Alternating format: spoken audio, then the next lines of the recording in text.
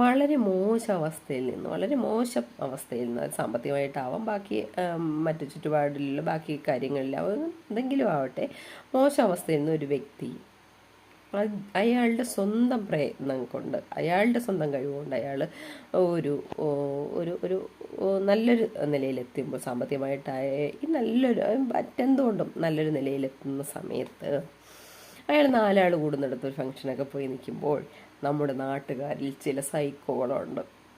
ഓടി വന്നിട്ട് അയ്യോടാ നീ പണ്ട്, അല്ലെങ്കിൽ അയ്യോടി നീ പണ്ട് നീ എൻ്റെ വീട്ടിൽ വന്ന് എൻ്റെ കയ്യിൽ നിന്ന് ആഹാരം വാങ്ങിച്ചതെന്ന് നീയും നിൻ്റെ അമ്മയും അല്ലെങ്കിൽ നീയും നിൻ്റെ ചേട്ടനും കൂടിയൊക്കെ വന്ന് നിന്നിട്ടുള്ള നീ അല്ലയോ, ഇപ്പോൾ നീ വലിയ ആളായിപ്പോയി, നീ ഇപ്പോൾ നമ്മുടെ നിന്ന് കണ്ടാൽ എന്താ അറിയില്ല എന്നൊക്കെ പറഞ്ഞ് അയാളെ ഇൻസൾട്ട് ചെയ്യുന്ന ചില സൈക്കോ നാട്ടുകാരുണ്ട്.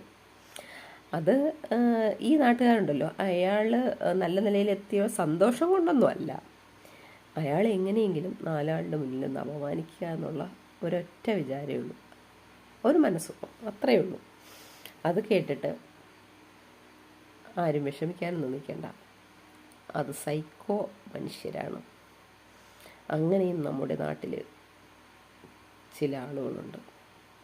ആ ആളുകളോട് നിങ്ങൾ എന്തിനു വേണ്ടി അയാളുടെ കഴിഞ്ഞു പോയ കാലം ഓർമ്മിപ്പിക്കാൻ നിങ്ങൾ ചെല്ലുന്നു? അതുകൊണ്ട് നിങ്ങൾ എന്ത് നേടുന്നു? എന്ത് നേടി? ഒന്നും നേടുന്നില്ല. നിങ്ങളെ കൊണ്ട് പറ്റാത്ത കാര്യം അയാളത് നേടിയെടുത്തു, അല്ലെങ്കിൽ നിങ്ങളുടെ